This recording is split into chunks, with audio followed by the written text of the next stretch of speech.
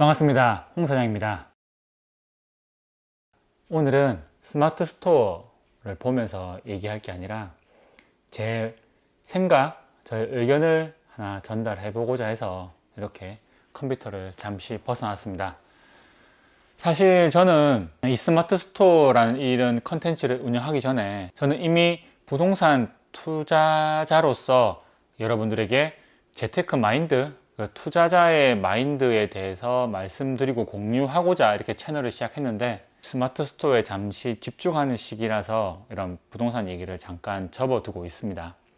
제가 오늘 드릴 말씀은 부동산 투자를 하면서 더 큰 돈을 만지고 더 큰 돈을 벌면 되지, 왜 스마트 스토어를 하면서 깔짝깔짝 돈을 벌고 있냐 라는 질문도 있고 그런 생각을 하고 계신 분들이 계시기 때문에 한 번쯤은 말씀을 드리고 싶어서 이렇게 시간을 마련했습니다.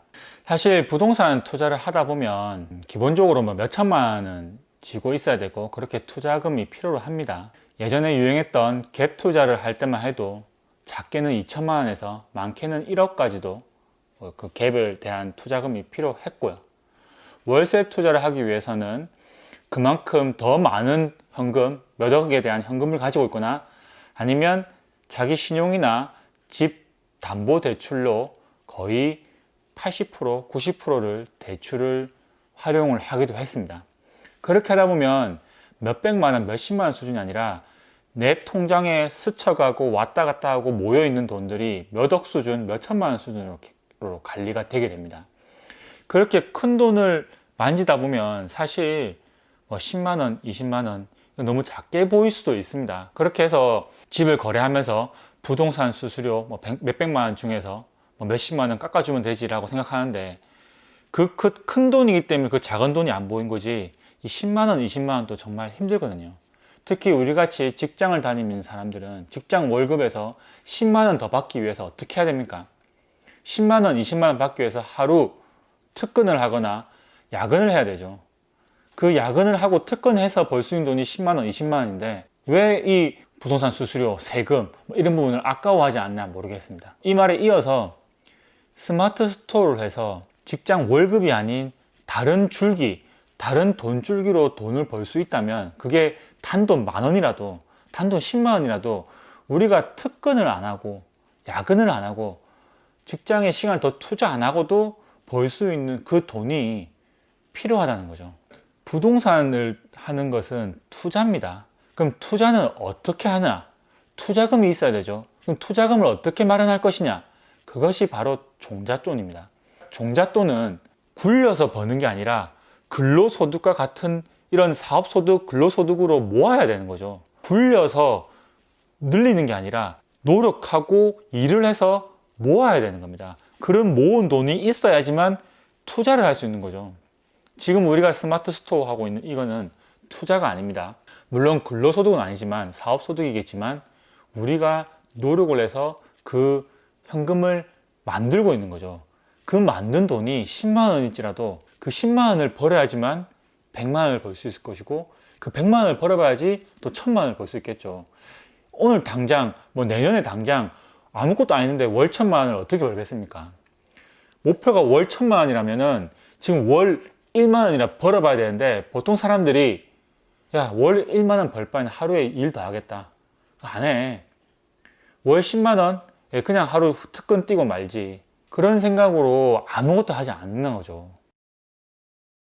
매주 토요일, 일요일 특근을 뛰고 8번 특근 뛰고 매일 야간을 해서 월 100만 원 더 버시면 되는 건데 그것조차도 안 하죠. 힘드니까. 그러면 직장 월급의 수입으로 단돈 만 원이라도 번다면은 그 만 원을 벌어보시면 달라질 거예요. 그 인식이 달라집니다.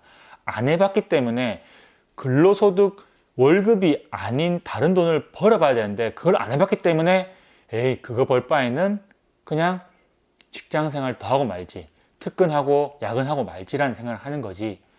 월급의 수입을 벌어본 사람, 그게 월세든 이런 스마트 스토어의 사업소득 매출이든 매출의 순수익이든 유튜브의 광고 수입이든 블로그를 통한 원고료든 벌어보면 다를 겁니다. 왜냐하면 근로를 해서 모은 돈으로 모아서 종잣돈을 만들어야 되죠.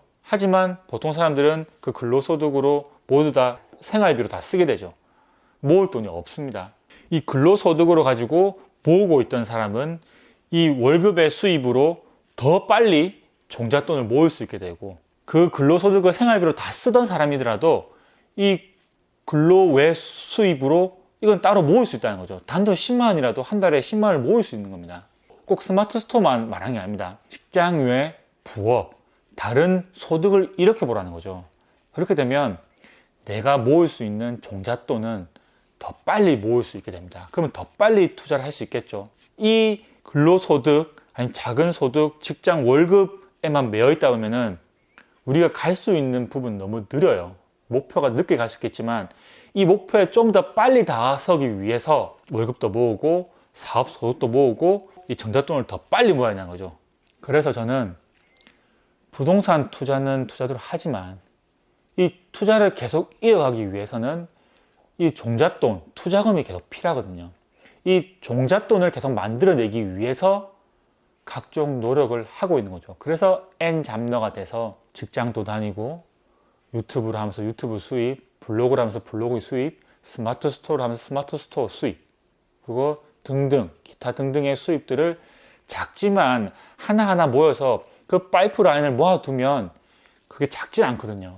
그 하나만 모으면 작을 수도 있겠지만 그것이 하나가 2개, 3개, 10개가 모이면 그 파이프라인이 넓어지고 더 커지게 됩니다. 그래서 제가 오늘 이 영상을 남기는 목적은 분명히 여러분들이 스마트 스토어라고 얼마 되지 않고 또 기간이 지났더라도 이 작은 수입에 특히 위탁 판매를 하면 마진이 얼마 남지 않을 겁니다. 각종 수수료를 떼고 또 세금 떼고 뭐 배송비를 치면 얼마 남지 않을 거지만 그 얼마 남지 않은 수익이라도 남들보다 벌어봤다는 그거에 의의를 두시고 계속해서 지속해 가십시오.